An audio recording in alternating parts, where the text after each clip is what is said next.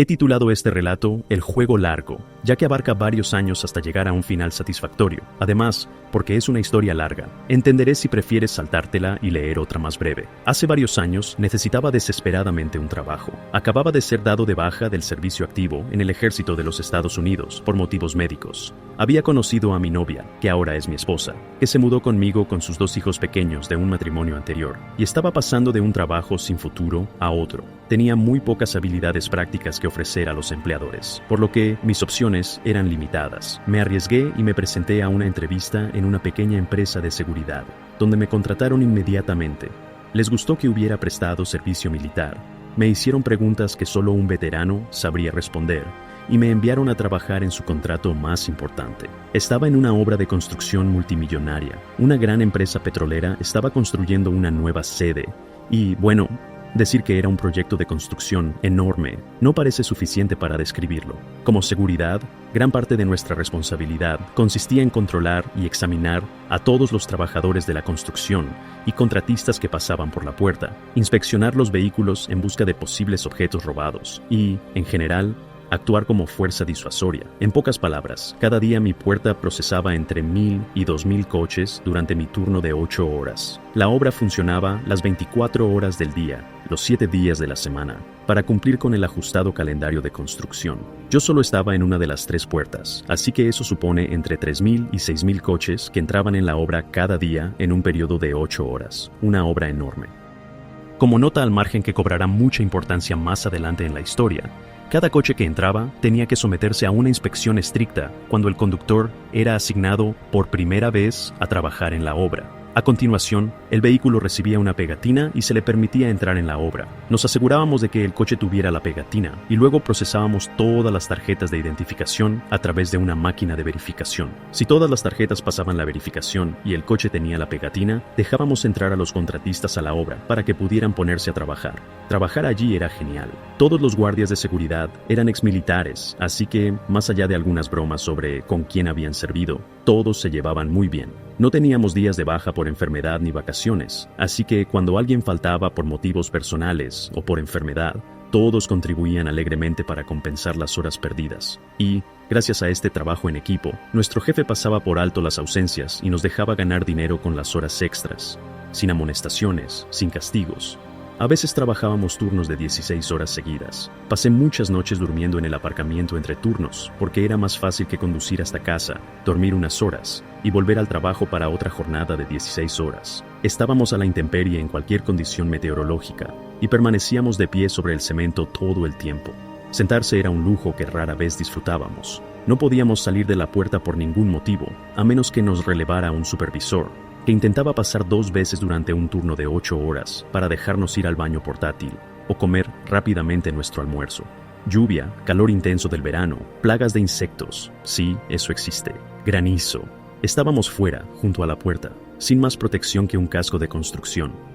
Sé que parecen condiciones horribles, pero en realidad fue el mejor trabajo que he tenido. Debido a las condiciones, no era de extrañar que el 95% de los empleados fueran hombres. Intentamos contratar mujeres, pero la mayoría duraba unos días antes de renunciar. Las personas que no renunciaban en pocos días eran de por vida y les encantaba el trabajo. Los problemas comenzaron a los 3 meses de empezar el trabajo. Uno de los supervisores renunció para volver a estudiar, por lo que quedó vacante un puesto. Todos tuvieron la oportunidad de postularse para el puesto de supervisor. El supervisor del turno de noche, que era el que renunciaba, me animó a postularme para el ascenso porque pensaba que yo sería un buen reemplazo para él, a pesar de que era el oficial más nuevo del lugar y tenía la menor experiencia. Así que me postulé solo por diversión. Otras 2 personas se presentaron. Uno era un chico con una antigüedad evidente. La otra era una chica, una de las 3 que había en el centro, que llevaba allí aproximadamente 1 año. Nos hicieron una entrevista personal con el jefe. Lo llamaremos Jim. Mi entrevista fue bien, y a Jim le gustó que fuera ambicioso. Jim también fue quien me aceptó en el centro en primer lugar. La siguiente fase de la prueba consistía en un periodo de prácticas como supervisor temporal. A cada uno de nosotros se nos asignó un día para ser el supervisor a cargo. Jim estaba allí, junto con un supervisor junior llamado Ray. Sí, ese es un buen nombre para él. Para aclarar, Ray no quería el ascenso y estaba contento desempeñando sus funciones habituales. Ambos estaban presentes por si se producía alguna situación que superara nuestra capacidad de manejo, para estar listos para ayudar. Mi día de prueba fue bien. Terminé todas las tareas que me asignaron e incluso logré manejar una pequeña emergencia por mi cuenta. Al parecer, a los otros dos candidatos no les fue tan bien. El chico mayor no dejaba de olvidar la lista de tareas que le habían asignado y volvía constantemente a la oficina para preguntarle a Jim qué debía hacer a continuación. A la chica le fue bien, pero cada vez que iba a ver a los guardias, alardeaba de su rango temporal, hacía que los empleados la llamaran señora, y presumía de que definitivamente iba a conseguir el ascenso.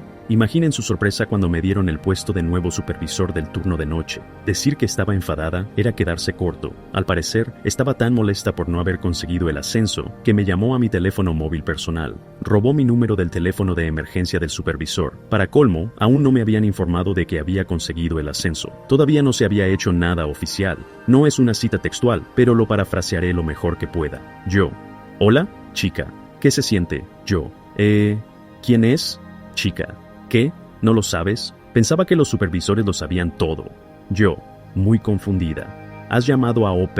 Creo que te has equivocado de número. Chica. Sé a quién he llamado. No finjas que no lo sabes. Te han ascendido porque sois todos unos cerdos sexistas. Yo. Me han ascendido. Genial. Chica. Ese ascenso debía ser mío, pero supongo que como no estoy en el club de los chicos, se lo han dado a ti. Si no me devuelves el puesto, voy a contar a recursos humanos todo este sexismo y os despedirán a todos. Yo. ¿Qué sexismo? Conseguí el puesto pasando las pruebas. ¿No es sexista asumir que deberías conseguir el ascenso solo porque has nacido mujer? ¿No es eso en sí mismo sexista? Chica. Pero solo los hombres consiguen ascensos a puestos de liderazgo. Yo. El 95% de los empleados son hombres.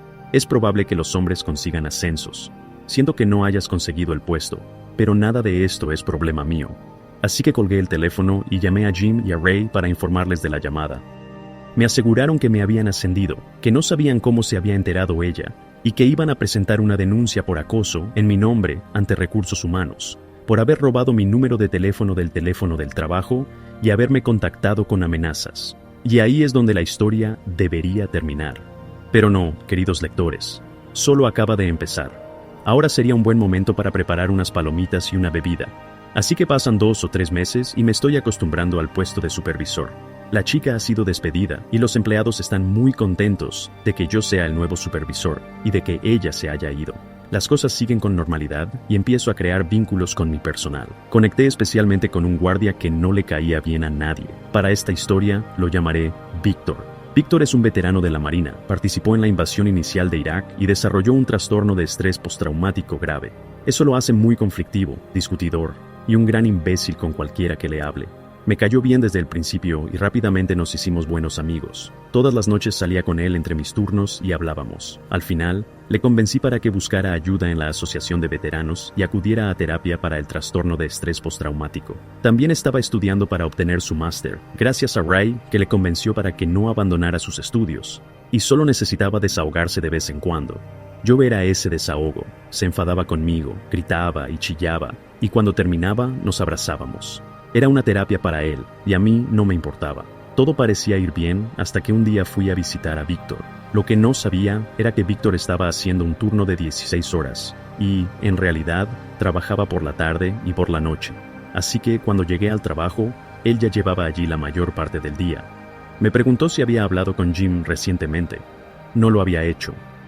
Al parecer, Jim no había ido a trabajar ese día. Pasaron unos días y, bueno, Jim desapareció misteriosamente.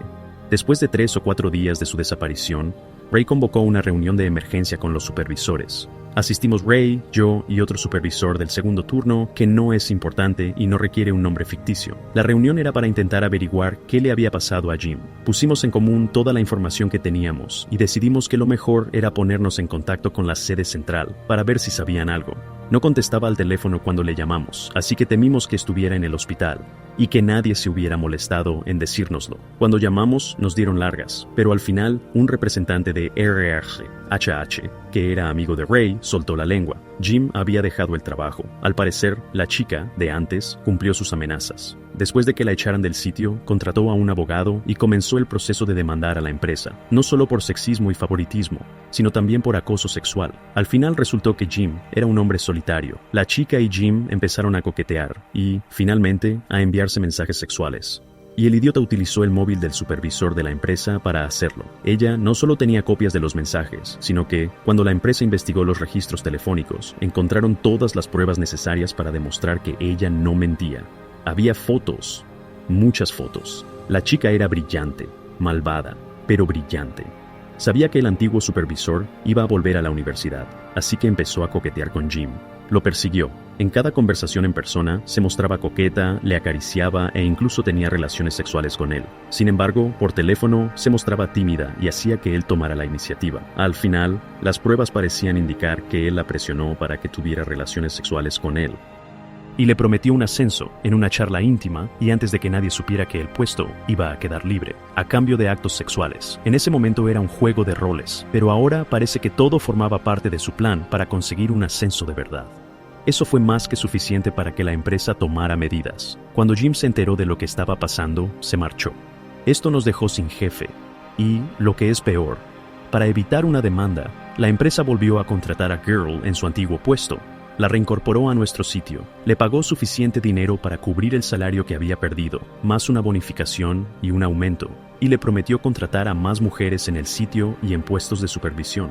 Esto fue suficiente para satisfacer a Girl, que retiró la demanda. Como única forma de autoridad en el lugar de trabajo, los 3 supervisores nos encargamos de dirigir el lugar lo mejor que pudimos, hasta que se asignara un nuevo jefe para ayudarnos, o uno de nosotros fuera ascendido al puesto. Pasaron casi 2 meses y Girl era una gran molestia. Constantemente cancelaba su turno en el último momento, y, como nadie la quería, nadie estaba dispuesto a cubrir su turno. Intentamos amonestarla por la situación, pero ella rápidamente nos lo echó en cara y amenazó con llamar a su abogado por acoso. Después de todo, ninguno de los empleados masculinos es amonestado cuando cancela, obviamente. Esto es sexismo y el club de los chicos otra vez. Sin embargo, un día llevó su suerte demasiado lejos y faltó gravemente al respeto a uno de los representantes de la compañía petrolera durante su visita. Él la expulsó permanentemente del sitio. Cuando la empresa de seguridad intentó ponerse de su parte, por miedo a otra demanda, él dijo que o se iba la chica o buscaría otra empresa de seguridad para hacerse cargo del contrato. La empresa cedió y la trasladó a otro lugar. Pero aunque la chica ya había desaparecido de nuestras vidas para siempre, la pesadilla absoluta que había comenzado seguía formándose sobre nuestras cabezas. La empresa finalmente encontró un sustituto adecuado para Jim, que también era mujer, para satisfacer las condiciones establecidas por el abogado de la chica. Nuestra nueva jefa se llamaba... Bueno, tengo muchos nombres para esa bruja marina, pero por ahora me referiré a ella como Tasha. Tasha fue un problema desde el principio. Como nueva jefa, llevaba casi 2 semanas trabajando en el lugar antes de presentarse al supervisor del segundo turno o a mí. Yo seguía trabajando por las noches. ¿Qué jefe hace eso? 2 semanas antes de presentarse a los supervisores, le llevó otro mes conocer finalmente a todos los guardias. El sitio estaba muy concurrido, pero no era tan grande. Ya había tenido un mal comienzo. Tampoco era militar, y no parecía respetar el hecho de que todos los guardias y supervisores fueran veteranos militares. La mayoría de nosotros habíamos servido en zonas de guerra, habíamos vivido en la miseria y éramos muy autosuficientes. Ella veía a todos como unos descerebrados que necesitaban supervisión constante. El término microgestora no es lo suficientemente fuerte como para describir el nivel de control que necesitaba tener, y probablemente habría sido muy diferente si hubiera mejorado las cosas o las hubiera hecho más eficientes. Pero apenas era capaz de realizar las tareas más simples, tomaba constantemente malas decisiones y, en general, molestaba a todo el mundo cuando estaba cerca. Los 3 supervisores intentamos formarla y ponerla al día con el sitio, pero ella no escuchaba ninguno de nuestros consejos. Después de aproximadamente 1 semana desde su presentación a todos, comenzó a empeorar. Empezamos a ver una gran cantidad de informes inundando nuestros escritorios, docenas y docenas por un solo empleado. Y los informes, aunque técnicamente correctos, eran sobre las cosas más insignificantes que se puedan imaginar. Su favorito era escribir informes a los empleados por romper las normas del uniforme. ¿Tienes un hilo suelto en el uniforme? Amonestación. ¿Zapatos sucios? Amonestación. ¿Un corte de pelo que no le gustaba? Amonestación. ¿Gafas manchadas? Amonestación. Lo mejor fue cuando amonestó a un guardia porque su uniforme estaba mojado. porque estaba lloviendo fuera y no se nos permitía buscar refugio debido a nuestras obligaciones. Todas las puertas tenían una caseta de guardia disponible. Era un espacio pequeño, con sitio justo para una silla y una mesa para escribir. Tenía un pequeño aire acondicionado y una mini nevera para mantener fríos el agua, los Gatorades y nuestro almuerzo. Pero nadie podía usar las casetas de vigilancia porque estaban muy lejos de las puertas. Seguían estando a la vista, pero teníamos que registrar físicamente los vehículos y a los empleados, y la máquina de verificación estaba instalada junto a la puerta. Cuando se pasa la tarjeta, se enciende una luz verde o roja y se oye un pequeño pitido que indica si se permite o no la entrada a alguien en la propiedad. Pero si estás en la caseta de vigilancia, no puedes oír físicamente el pitido, recuerda que se trata de una obra, ni ver las luces, ya que estas están orientadas hacia el vehículo. Así que hay que quedarse allí, de pie, pasar la tarjeta y mirar físicamente las luces para saber si se puede dejar entrar a alguien o no. Además, ¿recuerdas las pegatinas de los coches? Estaban colocadas en el parabrisas, por lo que no se pueden ver desde una caseta situada a 9 metros de la puerta, y debido al gran volumen de coches que entran y salen, no había tiempo para ir hasta la caseta de vigilancia, y mucho menos para sentarse. Intentamos explicárselo a Tasha, pero a ella no parecía importarle. También quedó muy claro que se centraba en un guardia cada vez.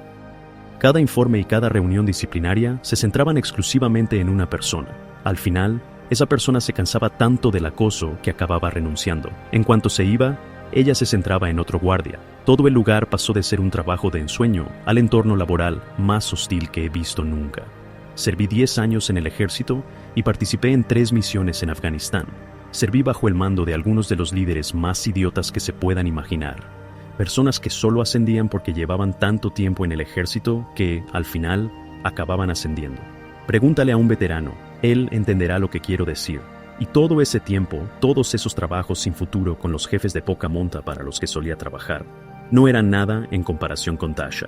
Después de 2 meses bajo su mandato, 12 empleados renunciaron, incluido Ray.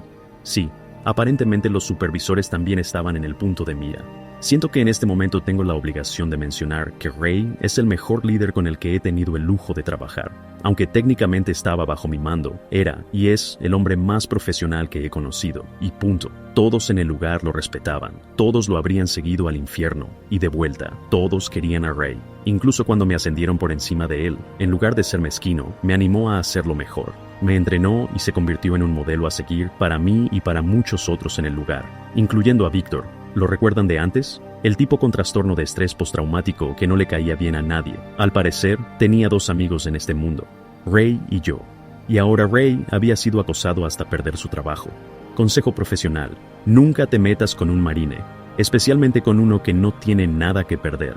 Para poner en contexto lo grave que es esto, nadie había dejado la empresa antes de que Tasha tomara el mando. Algunas personas se marcharon en busca de mejores oportunidades, o eran nuevos empleados que no daban la talla, pero en general la gente había trabajado en ese lugar desde que comenzó la construcción 5 años antes. Algunas personas llevaban 10 años en la empresa. Estas eran las personas a las que ella perseguía y a las que obligaba a renunciar. Yo había dejado de fumar durante 3 años y las cosas se pusieron tan mal que todos volvieron a fumar, incluso yo. Se podría pensar que con tanta gente renunciando tendríamos escasez de trabajadores, pero eso sería un error. Tan pronto como alguien renunciaba, al día siguiente el puesto se volvía a cubrir. Pero el supervisor del segundo turno y yo nos dimos cuenta rápidamente de que estas personas no eran exmilitares. Estas personas eran temperamentales, tenían muy mala actitud con los demás guardias y con los muchos contratistas con los que tratábamos a diario. Eran perezosos, a menudo se escondían en las casetas de vigilancia y no verificaban si los coches podían entrar en las instalaciones. Eran desordenados, tanto en su personalidad como en su entorno, y, en general, lo que se consideraría unos empleados horribles. Llamamos a Ray para ver si podía ponerse en contacto con su amigo de RR, HH, para averiguar de dónde venían estas personas. Y aquí es donde la historia se pone aún peor. ¿Recuerdas cuando el antiguo jefe Jim se marchó? Bueno, alguien tenía que asumir la culpa por la demanda por sexismo que se estaba gestando. Así que la empresa despidió a otro empleado. Ese empleado era responsable de la contratación de personal para el contrato con la compañía petrolera. También era responsable de contratar a veteranos y verificarlos. Recuerda las preguntas que me hicieron al principio de esta historia y que solo un veterano sabría responder. Sí, ese tipo se había ido. Así que, por desgracia, ya no se seleccionó a más veteranos del grupo de contratación y se los envió a nuestra empresa. Lo despidieron porque él había contratado originalmente a Jim. Al final resultó que Tasha, la nueva jefa terrorífica, estaba a cargo de un contrato de un edificio de oficinas en otra parte de la ciudad.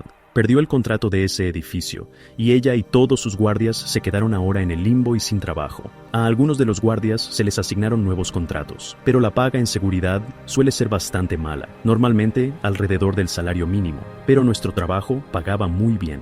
$15 la hora para empezar, porque la empresa solo debía ofrecerlo a guardias exmilitares debido al contrato del sitio. Años más tarde, descubrí que Tasha en realidad perdió el contrato del edificio, no porque el contrato terminara de forma natural, sino porque ella y sus guardias eran tan inútiles que el edificio contrató a otras personas para hacer su trabajo. La persona encargada de los contratos se acostaba con Tasha. Encubrieron la pérdida del contrato para que ella pudiera seguir teniendo trabajo. Y como el militar fue despedido durante el juicio, el amante de Tasha asumió sus responsabilidades. Por lo tanto, Tasha consiguió otro contrato, un aumento de sueldo y fue seleccionada solo porque era mujer, y se acostaba con el tipo del contrato. ¿Qué te parece ese sexismo irónico? Y aún hay más. Las amonestaciones y el acoso en nuestro sitio eran una artimaña para que los veteranos renunciaran a sus trabajos, lo que obligaba a la empresa a cubrir el puesto con quien estuviera disponible, debido a una cláusula laguna en el contrato de la petrolera. Básicamente, permitía a la empresa de seguridad cubrir los puestos vacantes con empleados no militares, en caso de una emergencia por escasez de personal. ¿Y adivinen quiénes eran los nuevos empleados perezosos? Sí, los antiguos guardias que trabajaban para Tasha, que eran tan malos en su trabajo que perdieron su propio contrato. Pero, ¿por qué ellos? Porque los solicitó por su nombre la supervisora de contratos más importante, Tasha. Uno por uno, vi cómo mis compañeros veteranos y empleados eran atacados y renunciaban, solo para ser reemplazados por personas inútiles y matones traicioneros. Realmente podría seguir. Hay muchísimas cosas que sucedieron durante ese periodo, pero ya es hora de pasar a la obediencia maliciosa. Yo fui el siguiente en ser blanco de los ataques, y el siguiente en renunciar. La obediencia maliciosa, lamentablemente, no fue causada por mí inicialmente, sino por Víctor, que ahora veía a su segundo y único amigo renunciar al trabajo. Víctor es mi maldito héroe. Después de irme, empecé a trabajar para otra empresa de seguridad. Irónicamente, el tipo que me contrató fue Jim, mi supervisor directo. Ray, los tres volvimos a estar juntos y trabajamos para otra empresa de petróleo y gas. El sueldo era increíble y se compartía información sobre cómo estaban tendiendo una trampa a Jim y demás. Intentamos que Víctor dejara su trabajo y se uniera a nosotros en la nueva empresa, pero el viejo Marine tenía una última misión. ¿Recuerdas esas pegatinas para los coches? Pues bien, resultó que Víctor tenía un superpoder. Por alguna razón, era capaz de detectar las pegatinas falsificadas desde el otro lado de la puerta. ¿Pegatinas falsificadas? Sí, eran un problema. La obra tenía un aparcamiento muy limitado, y se establecieron normas de seguridad para que solo los conductores con carné pudieran entrar. Los coches también tenían que pasar pruebas muy estrictas para cumplir con la normativa de seguridad.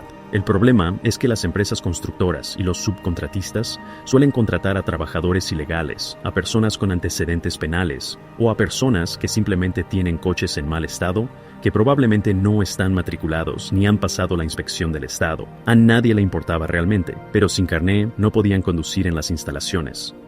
Así que alguien empezó a falsificar pegatinas para coches y a venderlas a todas las personas que no podían obtenerlas legalmente. Al principio eran muy rudimentarias, claramente hechas con crayón sobre cinta adhesiva. A simple vista, pasaban desapercibidas, pero cualquier inspección minuciosa revelaba que la pegatina era falsa.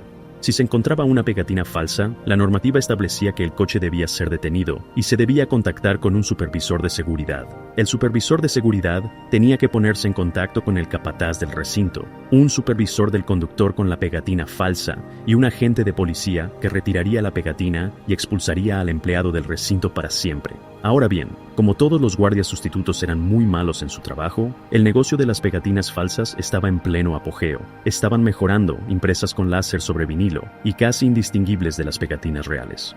Pero Víctor ahora tenía una misión. Se colocó en la puerta de entrada principal y empezó a detener tantos coches como pudo con las pegatinas falsas. Detuvo tantos que se asignó a una supervisora de seguridad, Tasha, para que estuviera cerca en todo momento.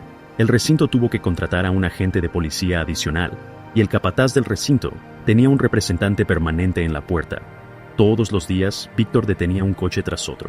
Empezó a enseñar a algunos de los guardias menos inútiles cómo hacerlo y qué buscar. se convirtió en una gran molestia para Tasha, pero técnicamente no podía hacer nada al respecto, porque él seguía las normas del sitio al pie de la letra. Después de un mes de medidas agresivas contra el problema de las pegatinas falsas, los representantes de la compañía petrolera celebraron una reunión especial con Tasha y Víctor para suplicarle que dejara de hacerlo.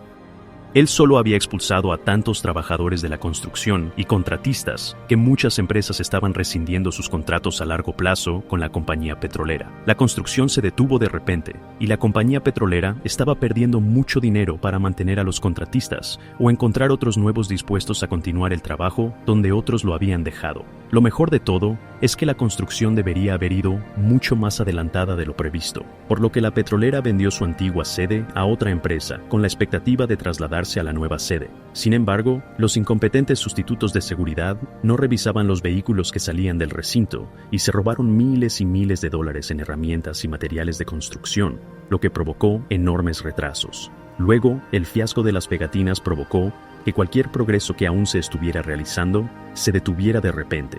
La compañía petrolera ahora tenía que pagar un alquiler muy elevado en su antigua sede, porque el edificio se había vendido, pero no tenían dónde enviar a los empleados. Así que los nuevos propietarios les dejaron quedarse y subieron el alquiler tanto que la compañía petrolera estaba perdiendo grandes ingresos y las acciones empezaban a bajar.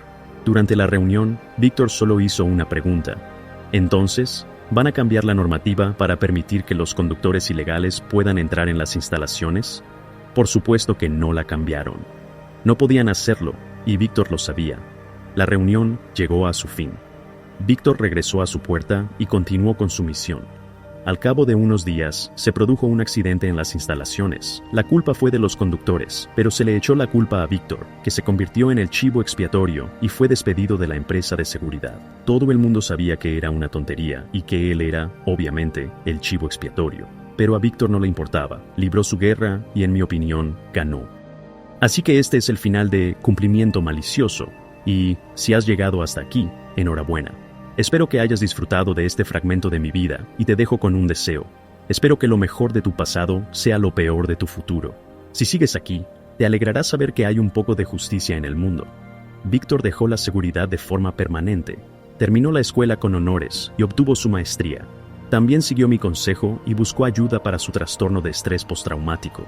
Terminó obteniendo un 90% de discapacidad del Departamento de Asuntos de Veteranos y recibe un cheque sustancioso cada mes. Técnicamente, ya no tiene que trabajar, pero aceptó un trabajo como supervisor de mantenimiento en la universidad local. Está mucho mejor mentalmente y está deseando comprar su segunda casa. Seguimos hablando con regularidad y lo considero un amigo muy cercano. Jim, Ray y yo trabajamos juntos durante años en otra empresa de seguridad. Jim dejó esa empresa por un mejor sueldo en otra empresa de seguridad y solo ha hablado conmigo una vez desde su marcha. Por lo que he oído, se ha casado y le va bien.